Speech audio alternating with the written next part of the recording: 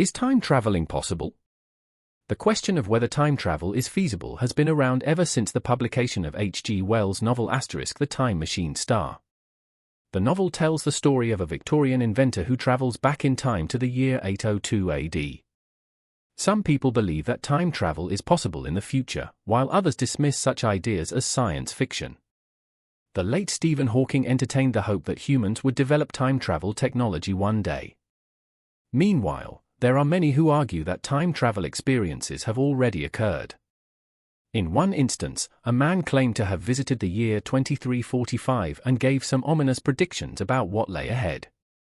Could one even travel back in time? Who is this mysterious timeline slider that jumps in time? What happens to time-traveling paradoxes? Let's explore the tale of the time-traveling man and his dire prophecies of what is coming for us all. As a kid, Al-BC stood out as peculiar. He entered the world in 1927 and was incredibly smart. His amazing memory and comprehension earned him the moniker Walking Encyclopedia, since he could recall information verbatim from what he had recently read. At 9 months old, he claims to have overheard a conversation and fully comprehended what was being said before watching the 1984 film ** The Philadelphia Experiment star. Although he missed the movie when it first came out, he finally caught it in 1988. During World War II, the film's protagonists, a band of sailors, were on the deck of the USS Eldridge and believed they had found a way for the US Navy to conceal its vessels. In the film, the ship's crew mysteriously vanished and was transported through time. Al felt a peculiar sense of recognition after watching the film. He experimented with various New Age treatments after feeling like he was repressing something, and several previously forgotten memories resurfaced. After recalling his past life, Al learned that his real name was Edward Cameron and that he was born in 1916. The folks he called parents were actually legal guardians appointed by the state. His biological brother, Duncan, had been hidden from him ever since he buried his past. He claims that as his memories returned, he learned he had participated in the infamous Philadelphia experiment. According to him, the project began in 1931, and he and his brother joined up to work on it during World War II. He claims that he and his brother witnessed the 1943 experiments firsthand. According to Al, a team of experts was attempting to conceal American vessels from Nazi OTS. 3 of them were named John Hutchinson, von Neumann, and Tesla. After having some success in 1940 with hiding smaller vessels, they set their sights on the USS Eldridge. 3 years later, Al claims that on July 22, a major issue arose. He claims the ship vanished, but that after only 15 minutes, the passengers were delirious and feeling sick. The Navy ordered that testing begin in just a month despite John von Neumann's pleas for more time.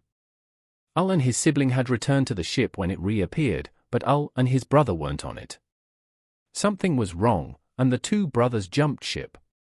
When they finally reached land, it was neither 1943 nor Philadelphia. New York was their location, and the year was 1983. Al claims that they were surrounded by guards and helicopters when they finally reached land. John F. Neumann, who had aged 40 years, was waiting for them in a secret facility below ground. According to Al, he and Duncan went back in time. The Eldridge was trapped in a hyperspace bubble, as John von Neumann had previously explained. Its continuous expansion posed an existential threat to planet Earth. The only way to stop it, he told the soldiers, was to go back to the ship and destroy the machinery there. He needed Al and Duncan to help him. The men traveled back in time and destroyed the ship's generators with axes. Time began to mend the rips in it and return to normal. The Eldridge took a trip back to 1943. Al blacked out after he destroyed the generator. When he woke up, he and his brother were in the hospital. It was either in 1943 or 1983. According to him, the year was 2137. While traveling through time, Al says that he and Duncan suffered from radiation burns and were treated for 6 weeks. They lived and worked in the hospital of the future. No bandages or antibiotic creams were applied by the medics.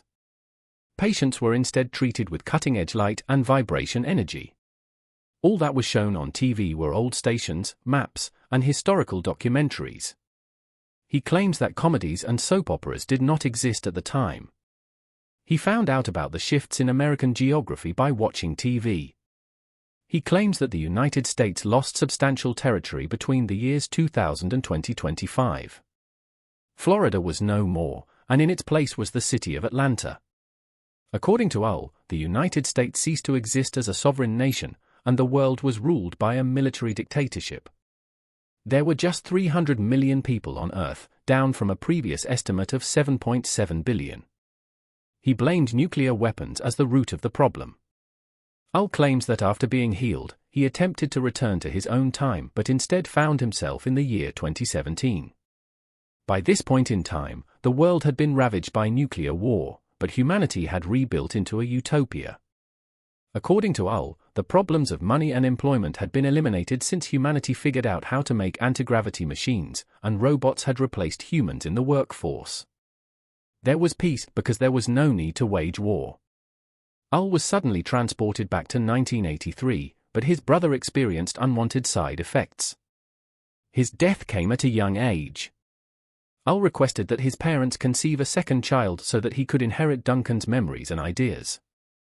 Then they sent Ull back using Duncan's telepathic powers. After his memories were wiped, he was returned to 1927 under an assumed name. What's the deal? Is this fiction or real? Many conspiracy theorists believe Ull, but others don't. He insists that he did travel in time. If his tales are genuine, we won't know for sure for another 2 years. According to Ull, by 2025 Florida was gone. We'll know in a little over 2 years whether or not he was correct. Meanwhile, we should ponder this important question: can we actually travel through time? The short answer is yes, and you're doing it now, speeding through time at the incredible rate of 1 second per second.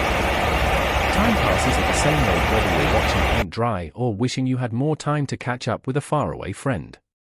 However, the time travel depicted in popular science fiction shows like Doctor Who Star Trek and Back to the Future in which the main characters board a wacky vehicle and speed off into the past or spin into the future, is not the same as the kind depicted here.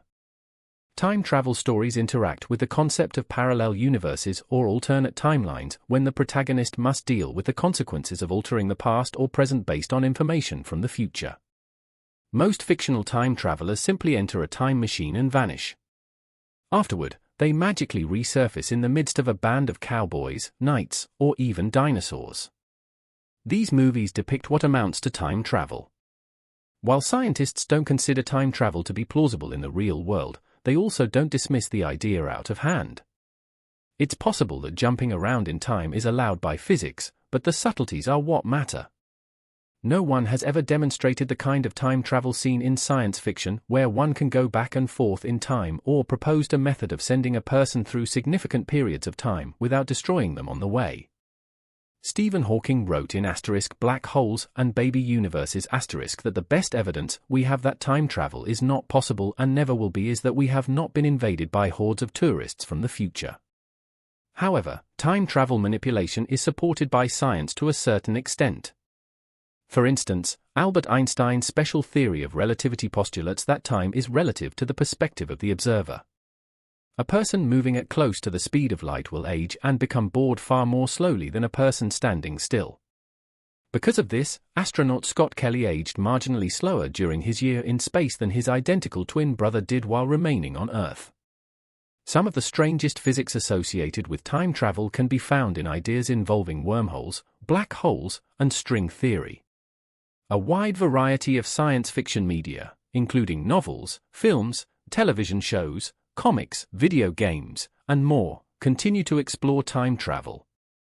In 1905, Einstein created his special relativity theory, one of the cornerstones of contemporary physics. It was later expanded upon by Einstein in his theory of general relativity. The space-time continuum is described by special relativity for objects traveling at constant speeds along a straight line.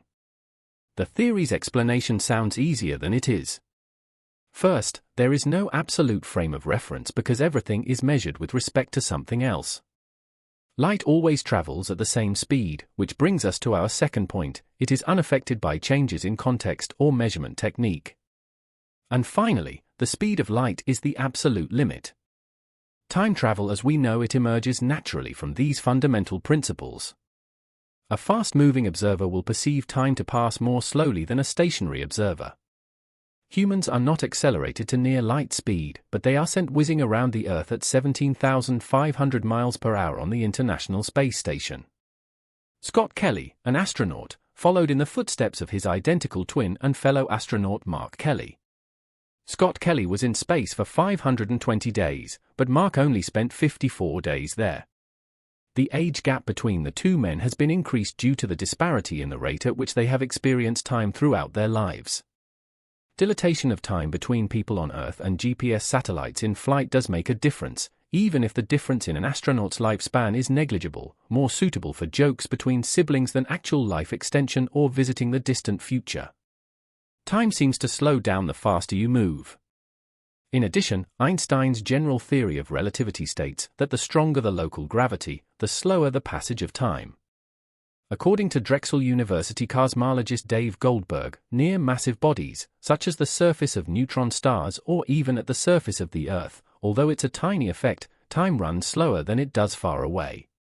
Goldberg claims that if one were to linger around near the edge of a black hole, where the gravity is enormous, one may experience only a few hours, while an Earthling would experience 1,000 years. A trip back to Earth from near a black hole would be like taking a trip into the future for the person. However, time travel backward becomes difficult, much more so than being torn to shreds within a black hole. For decades, scientists have been aware of the paradoxes associated with time travel using the theory of general relativity, and they have proposed a few viable solutions. According to Fabio Costa, a theoretical physicist at the Nordic Institute of Theoretical Physics, the first attempt to solve the problem using time travel was in the 1920s. The notorious cylinder would twist spacetime as it rotated rapidly, like rolling a piece of straw between your palms. It wasn't until the 1970s that scientists realized this contraption might function as a time machine to go to the past, thanks to their discovery of a phenomenon known as closed time-like curves. A closed time-like curve is a hypothetical observer's path who, from their own vantage point, is constantly moving forward in time but who at some point returns to the point in time and space where they began. This is feasible in a space-time loop when gravity has twisted space-time and caused it to fold back on itself. Despite this, the phenomenon inspired further investigation. The topic of time travel was given more serious attention by scientists beginning in the 1980s. Igor Novikov of Russia and Kip Thorne of the United States, for example, wrote a paper together in 1990 on closed time-like curves. They started looking into the mechanics of time travel and how one might go about attempting to construct one, but they also looked into the issues inherent in time travel, which is no less essential. What if, for example, you threw a billiard ball into a time machine, and it went to the past, collided with its former self, and then returned to the present in such a way that its current self could never enter the time machine? That seems like a paradox. There has been intermittent interest in the subject since the 1990s, but no significant progress has been made. Every single time machine model that has been developed has flaws, which is why the area isn't very active right now. It has some appealing qualities and perhaps some potential, but there is a stumbling block that becomes apparent once one begins to untangle the intricacies. As an example, Albert Einstein's discovery that mass and energy are interchangeable reveals that most time travel theories necessitate negative mass and thus negative energy. Like electric charge, mass can be positive or negative in theory, however, no such thing has ever been observed in practice. What's the deal with using rare elements to travel across time to keep a wormhole, the projected space-time tunnel between two distant locations in the cosmos, open? This is often necessary. This tunnel would collapse under the weight of gravity if negative mass weren't there. You can think of it as opposing the wormhole-bound positive mass or energy. While both Kahn and Goldberg agree that it's highly improbable that negative mass matter exists, Kahn does point out that some quantum phenomena, such as negative energy on extremely small scales, offer promise. A realistic time machine, he argues, would require something far larger in scale. Some scientists have proposed theories for time travel that incorporate a wormhole or a cosmic tube connecting two distant locations. It's like a fast track to the stars. Picture sending the opposite end of the wormhole back to its origin at a speed close to that of light. There is a disconnection between those two halves, both take place at different times and places. Time travel occurs when you traverse the space between them. Moving one end of the wormhole near a massive gravitational field, like a black hole, while maintaining the other end near a weaker gravitational force, would achieve a similar effect. A particle or other mass component may theoretically exist in the past with respect to the other side of the wormhole if time slowed down on the high-gravity side. Creating a wormhole, however, is complicated by the need for negative mass and energy. A wormhole made from regular matter would quickly disintegrate under the force of gravity. Similar problems crop up in many other designs. Like a cal-free pizza, they exist only in theory because there is no practical method to produce them. Perhaps, as the late physicist Stephen Hawking said, the issue is not simply that we don't know how to create time travel machines, but also that doing so is impossible.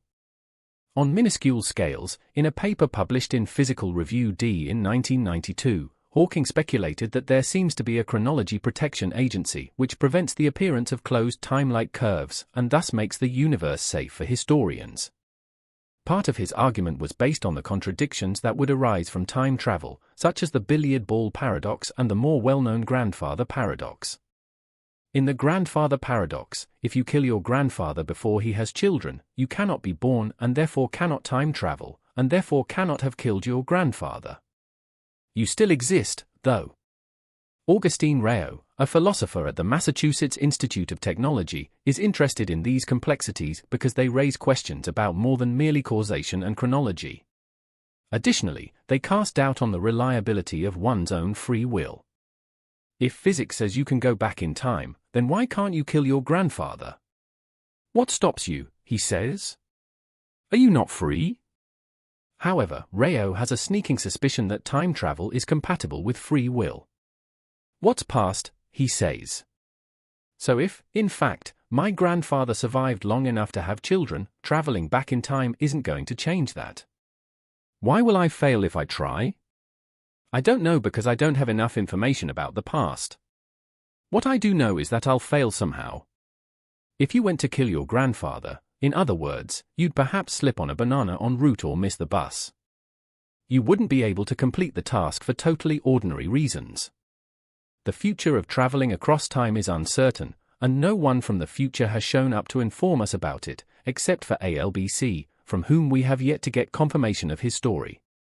Do you think we have people from the past or future present amongst us?